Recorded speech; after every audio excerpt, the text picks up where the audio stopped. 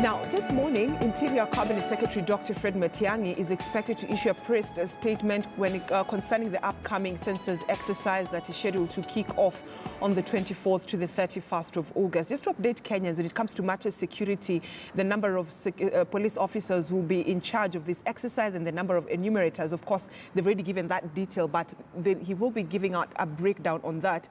And of course, it is a discussion we're having in our studio this morning. Seated on my immediate left is Tom Ausa, who's the president of the National Community-Based Operation Council. And of course, seated next to Tom is none other than Nduati David, the president of Youth Nation.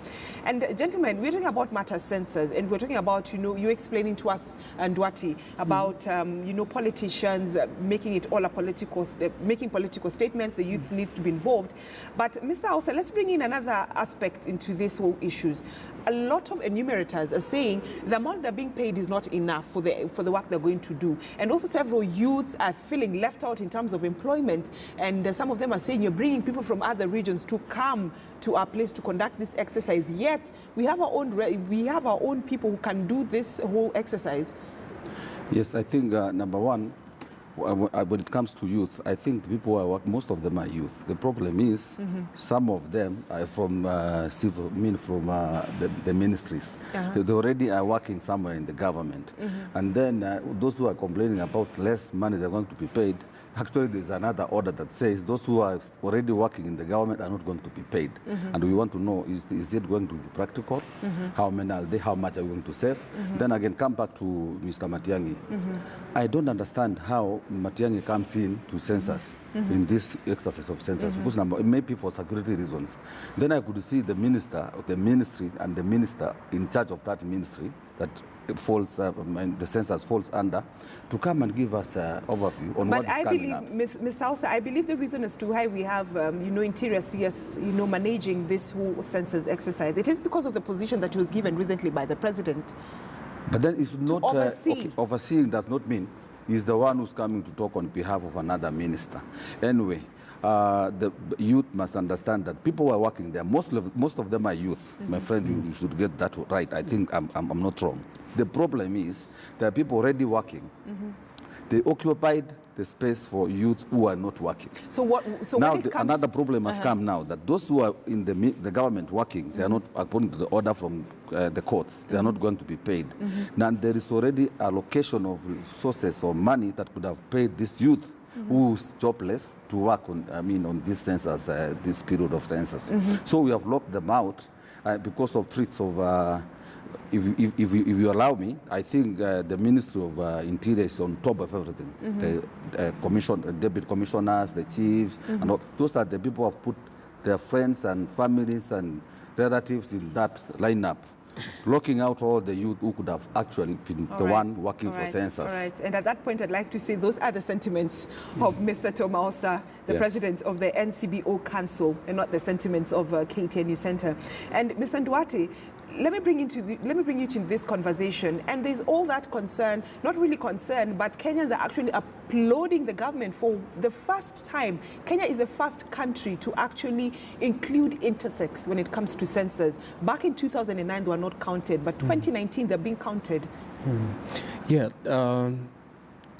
that was a very good step by the government. Of course, it shows a lot of respect for human rights, because everyone has a right, regardless of gender or religion. And for the first time, we are seeing this kind of, acceptance that we live in a society that has different kind of people. And most of them who are not counted, they're the young people right now.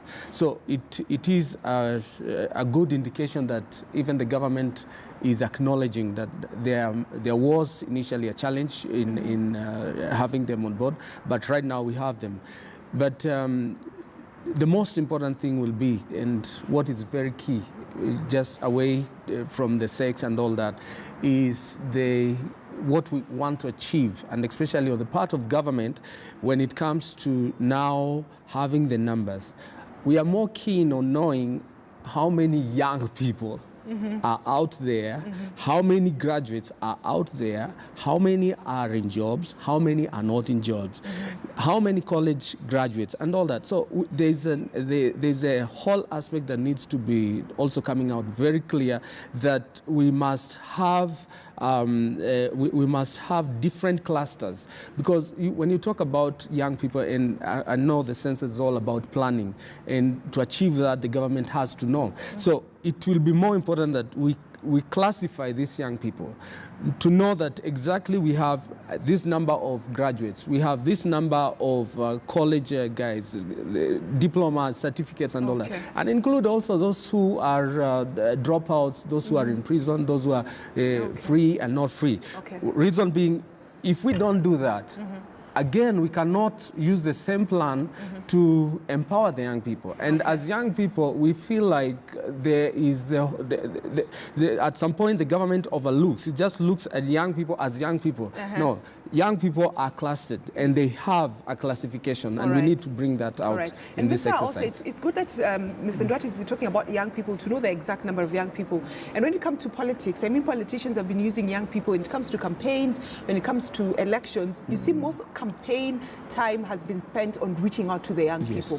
So the number of census, are we looking at it as a way of 2022 politics? That's why, you know, some politicians are saying, go back to your county, so that they know this county has this number of people, so that when it comes to registration of voters, they already know our county has this number of voters. The problem we have as Kenyans is that we don't separate politics and good things that are supposed to assist us plan properly. But I want to comment on the issue of intersex. Number one, there's a major problem that the organizers of the census did, which is there was no awareness of many things, like we are Africans. Mr. Nduati, just hold on to your thought. Let's get back to you in a few minutes. We need to bring our viewers up to date with what's happening at the mausoleum that's next to the Parliament building. And of course, the first family and Kenyans have come together to remember the day that Mzee Jomo Kenyatta, the first founding father of the country, died. That's in 1978. And what you're seeing right now on your screen are live pictures. President Uhuru Kenyatta has already arrived at the mausoleum, you know, just leading the family of the first family, of course, in celebrating this important day. So we'll be giving you the live pictures, of course. Yeah, there you have it, President Uhuru Kenyatta, First Lady Margaret Kenyatta. Let's just listen live to what's happening there.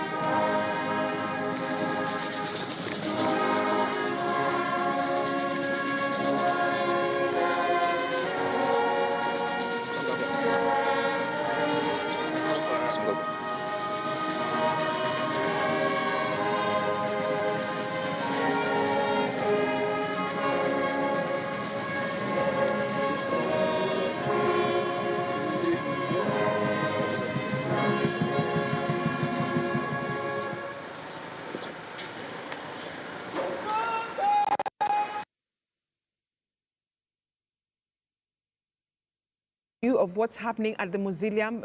President Kenyatta leading the first family, of course, and Kenyans in celebrating the day that the first founding father of Kenya, Mzee Jomo Kenyatta, died in 1978. We've seen former First Lady Margaret Kenyatta, popularly known as Mama Ngina, also joining the family of the first family and Kenyans in celebrating this important day as they go to lay wreath on that mausoleum. Now, let's continue the conversation in our studios. Matters, Census, and Mr. Nduati, you were saying something. Well, Mr. Tom. Sorry, Mr. Tom Ausa, sorry. It is important that we be a nation that learns from our mistakes. And when we make mistakes, we rectify the mistakes. We were aware that we had problems with the last census in 2009. And one thing that we would have done as organizers, those who organized this event, would have first have oversight. You cannot have a government doing a census, a government doing oversight. That is not oversight. Another thing is awareness is important. When you bring in a question about intersex in a family setup, because I believe most of the families will be found in the house together, all of them, father, mother, the entire setup. That question in your own language, because I believe locals will go do the counting of people. How do you put it? In a dialect that they, yes, it needed awareness before this day, and that awareness is lacking, meaning this exercise may not actually achieve what it intended to achieve. Number one, we might have, and mostly, if we have the number of, we have intersex in Kenya, that is true. They may not accept, they might not come out. So that question actually might be null. So are you trying to say that they should have not been included during this? Yeah, it's important that they included, but awareness could have been done that as we come to count people, we'll be asking this kind of a question. It's important you answer it for the purposes of 1, 2, 3. So that awareness was not done.